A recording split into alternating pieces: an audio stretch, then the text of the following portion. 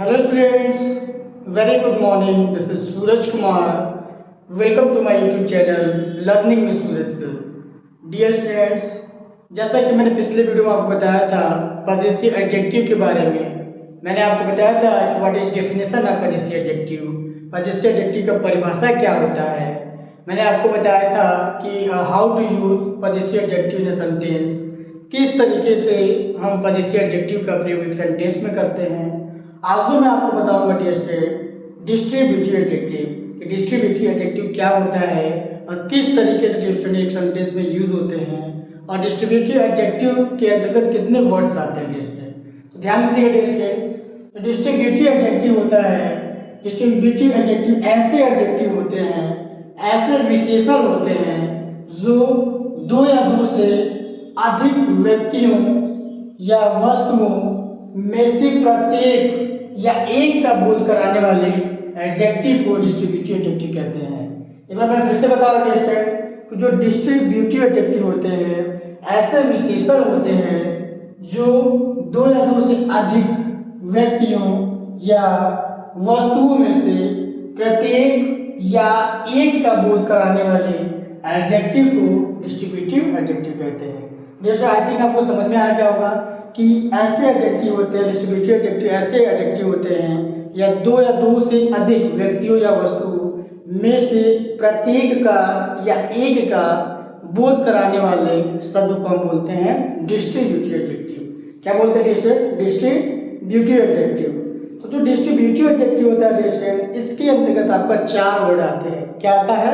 चार वर्ड आते हैं, लाइक आपका ईच, एवरी, ईदर, नीदर। तो मैं फिर से रिपीट करता हूँ जो डिस्ट्रीब्यूटिव एडजेक्टिव होते हैं, डिस्ट्रीब्यूटिव एडजेक्टिव के अंतर्गत फोर वर्ड आते हैं जो आपका है ईच, एवरी, ईदर, नीदर। तो ध्यान दीजिए फर्स्ट ऑफ ऑल मैं आपको बता देता हूँ कि ईच, एवरी, ईदर, नीदर का प्रयोग किन कंडीशन में किया जाता है।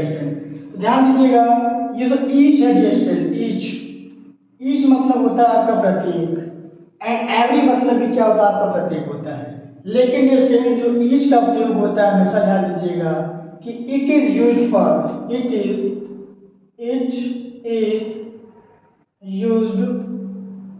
For only two persons are things।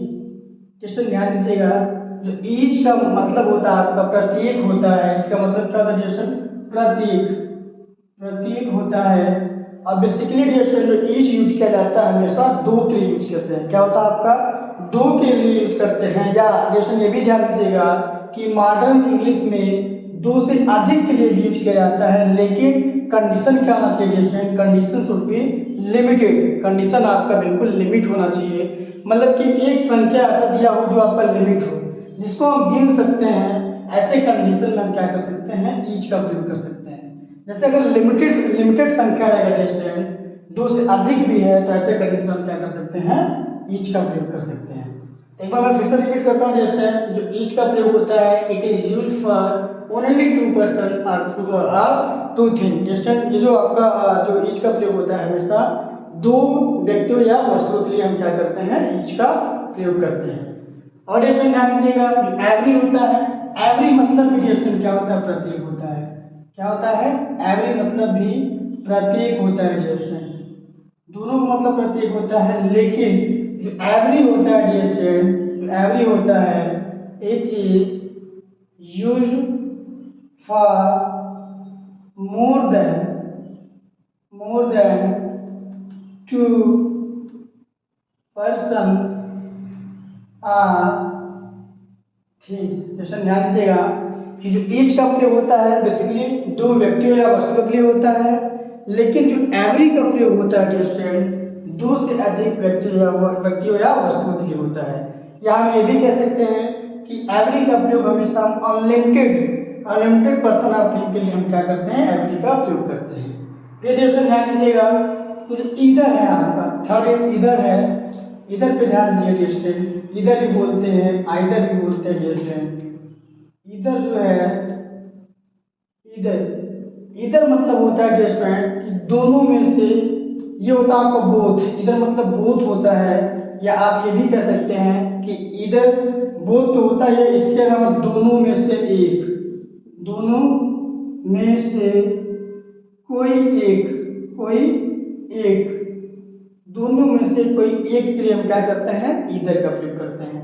Dear student हमेशा ध्यान दीजिएगा कि ईदर से हमेशा आपका प्रश्न पूछा जाता है कि ईदर का प्रयोग किन कंडीशन में किया जाता है।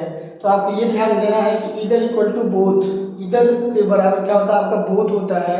डियर स्टूडेंट ये ध्यान देना है कि ईदर का जो प्रयोग होता है दोनों में से कोई एक के लिए होता है या दोनों के लिए होता है। फिर ध्यान दीजिएगा कि it is used in positive sense. Dear student ध्यान दीजिएगा जो ईदर होता है आपका, either is used in positive, positive dear student हमेशा क्या होता है आपका पॉजिटिव में यूज करते हैं हम ईदर का प्रयोग। हमेशा ध्यान दीजिएगा ईदर का प्रयोग क्या होता है, हमेशा पॉजिटिव सेंस में यूज किया जाता है। फिर डियर स्टूडेंट ध्यान दीजिएगा जो निगेटिव होता है, जो निगेटिव ईदर का जो निगेटिव होता है क्या होता है आपका, नीदर होता है। क्या होता है, नीदर होता है। इधर का जो निगेटिव होता है आपका नीदर होता है। डियर स्टूडेंट नीदर का मतलब होता है दोनों में से कोई नहीं। क्या होता है आपका, दोनों में से कोई नहीं। जैसे ध्यान दीजिएगा ईच का मतलब, ईच का मतलब होता है क्या होता है, दो के लिए ईच का प्रयोग करते हैं। एवरी का प्रयोग दो से अधिक के लिए करते हैं। इधर का प्रयोग या दो के लिए होगा या दो में से कोई एक के लिए होगा। नीदर का जो प्रयोग होता है इधर का निगेटिव होता है, दोनों में से कोई नहीं। दोस्तों आई थिंक आपको समझ में आया होगा कि ईच क्या होता है, एवरी क्या होता है, इधर क्या होता है, नीदर क्या होता है। दोस्तों एक बात और आपको ध्यान देना है कि ऐसे वर्ड्स होते हैं जो it always comes before noun.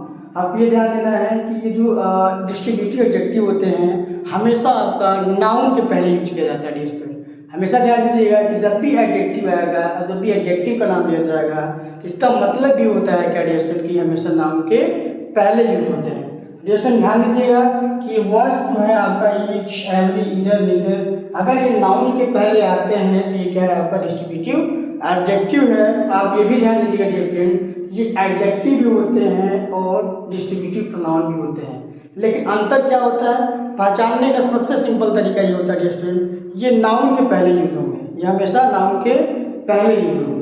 अगर ये नाउन के पहले नहीं यूज होते हैं या इनके साथ ऑफ लगा है, लाइक अब ईच ऑफ, इधर ऑफ, नीदर ऑफ लगा है, तो ऐसे कंडीशन डियर स्टूडेंट ध्यान दीजिएगा कि क्या हो जाएगा आपका डिस्ट्रीब्यूटिव प्रोनाउन हो जाएगा। मैं बार फिर से रिपीट करता हूँ कि ये हमेशा डियर स्टूडेंट नाउन के पहले यूज करते हैं। अगर नाउन के पहले यूज हुआ है तो ये डिस्ट्रीब्यूटिव एडजेक्टिव है, और ऑफ के पहले यूज हुआ है ऐसे कंडीशन में डिस्ट्रीब्यूटिव प्रोनाउन है। डियर स्टूडेंट आई थिंक आपको समझ में आ गया होगा। हमें लगता है कि कभी आप गलती नहीं करेंगे each, either, each, every, either, neither के यूज में। अब एग्जाम्पल के थ्रू समझाता हूँ डियर स्टूडेंट। लाइक आपका ध्यान दीजिएगा कि each girl has a book, each girl has a book.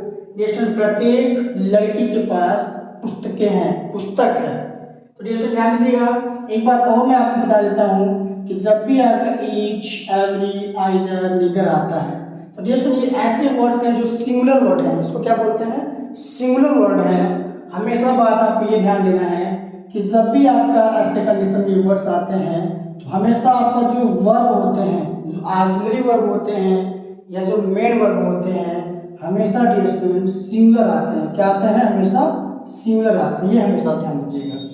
तो डियर स्टूडेंट आई थिंक समझ में आया होगा। देखिए each girl has a book, each का जो प्रयोग हुआ डियर स्टूडेंट देखिए नाउन के पहले यूज हुआ है, नाउन के पहले यूज हुआ है। फिर देखिए every man is a emotional, every man is emotional, प्रत्येक आदमी इमोशनल होता है डियर स्टूडेंट। ध्यान दीजिएगा कि एवरी का जो प्रयोग हुआ है मैन से पहले हुआ है। यहाँ जो मैन है डियर स्टूडेंट क्या आपका नाउन है, और नाउन के पहले क्या हुआ आपका एवरी का प्रयोग हुआ है। फिर देखिए इधर बुक इज यूज, कह रहे दोनों में से कोई बुक तुम्हारा है, दोनों में से कोई एक बुक तुम्हारा है। देखिए जो बुक है डियर स्टूडेंट बुक के लिए क्या यूज हुआ आपका इधर का प्रयोग हुआ है। इधर का बेसिकली सेंस क्या होता है, दोनों में से कोई एक। फिर ध्यान दीजिएगा नीदर बॉय इज हैंडसम, दोनों लड़के सुंदर नहीं हैं, दोनों लड़के सुंदर नहीं है। देखिए बॉय क्या हो गया आपका नाउन हो गया डियर स्टूडेंट, और नाउन से पहले क्या यूज किया गया आपका डिस्ट्रीब्यूटिव एडजेक्टिव यूज किया गया है। डियर स्टूडेंट आई थिंक आपको समझ में आया होगा कि किस तरीके से हम ईच का, आइदर का, एवरी का, नीदर का प्रयोग करते हैं। कब ये आपका एडजेक्टिव हो जाता है, कब आपका प्रोनाउन हो जाता है। तो मैंने आपको सारी चीज़ें बता दी डियर स्टूडेंट। अगर आपको समझ में आया डियर स्टूडेंट तो फर्स्ट ऑफ ऑल इसका स्क्रीनशॉट ले लीजिए आप। डियर स्टूडेंट आई थिंक आपने स्क्रीनशॉट ले लिया है। अगर आपने स्क्रीनशॉट ले लिया डियर स्टूडेंट, और मैं उम्मीद भी करता हूँ डियर स्टूडेंट, मैंने जो आज आपको पढ़ाया बहुत छोटा सा टॉपिक पढ़ाया डिस्ट्रीब्यूटिव एडजेक्टिव, मैं उम्मीद करता हूँ आपको सारा जो भी मैंने आपको समझाया सब समझ में आया होगा। और डियर स्टूडेंट इसके अलावा डियर स्टूडेंट मैं जो अगला जो मैं टॉपिक आपको बताऊँगा नेक्स्ट वीडियो में, अगला हमारा टॉपिक होगा इंट्रोगेटिव एडजेक्टिव। अगले टॉपिक के बारे में बताऊँगा इंट्रोगेटिव एडजेक्टिव के बारे में, कि इंट्रोगेटिव एडजेक्टिव का डिफिनेशन क्या होता है, उसके अंतर्गत कौन कौन से वर्ड्स होते हैं, कैसे हम एक सेंटेंस में उसका उपयोग करते हैं। तो डियर स्टूडेंट अगर आप हमारे साथ बने रहना चाहते हैं, अगर आप बोर्ड एग्जाम की तैयारी कर रहे हैं, इसके अलावा आप कॉम्पिटिटिव एग्जाम की तैयारी कर रहे हैं, लाइक आपका UPT primary junior, CTET primary junior, TGT, PGT, अगर आप तैयारी कर रहे हैं डियर स्टूडेंट तो प्लीज़ आप हमारे साथ बने रहिए, क्योंकि डियर स्टूडेंट मैं जो ग्रामर का जो भी कंप्लीट सिलेबस है मैं कंप्लीट कराऊंगा डियर स्टूडेंट। तो अगर आप हमारे साथ बने रहना चाहते हैं डियर स्टूडेंट, हमारा जो वीडियो है ज़्यादा से ज़्यादा शेयर करिए डियर स्टूडेंट, और लाइक करिए, अपने लाइक करिए ही, जो भी आपके फ्रेंड सर्कल के लोग हैं, जो भी आपके क्लासमेट्स हैं उनसे भी लाइक कराइए, शेयर कराइए। इसके अलावा डियर स्टूडेंट इसके अलावा डियर स्टूडेंट आप हमारा जो वीडियो है खुद सब्सक्राइब करिए, और आपके जो भी फ्रेंड सर्कल हैं, जो भी आपके क्लासमेट्स हैं उनसे भी सब्सक्राइब कराइए। तो dear student thank you so much.